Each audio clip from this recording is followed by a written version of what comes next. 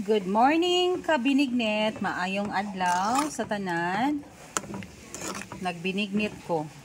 Kay gahapon, wala jud ko'y plano nga magbinignit karon. Kay gahapon, naghuwat ko nga naisilingan nga manghatag og binignit. So wala man jud. Kanuno naman kay kog binignit.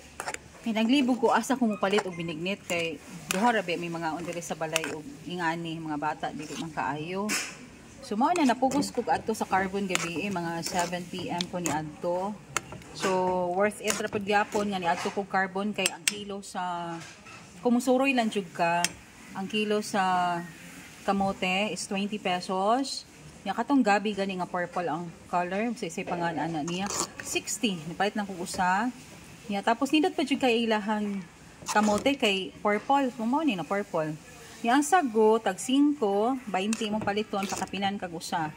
Ang saging dito, it's only 35 pesos. So, ano, worth it rin yapon kaayo nga. May jug ni adto ko gabi. Nagkugi, gitang ko pangarbon para makakaon nagbinignit. Eh.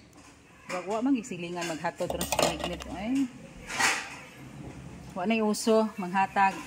Magkugi na tanan, magluto na tanan. So, akong igamit nga to, no, kani siya. Ako sa nigisod og kadyot sa ref kay ganahan ko nga creamy kay siya pa. Para ang iyahang labas o kaating ani. Kuangan lang ginigsago ang ako ang binignit. Ya gibot wala man koy pilit. Rice ra kong gibutang. So lami gyapon na tagrag sugar. Nangka na lay kuang unta ani. So sige na lang. Ang problema ron ani duha man ni ka kaldero. Saon ako paghurot ani. Murag 1 week ko magkaon ani.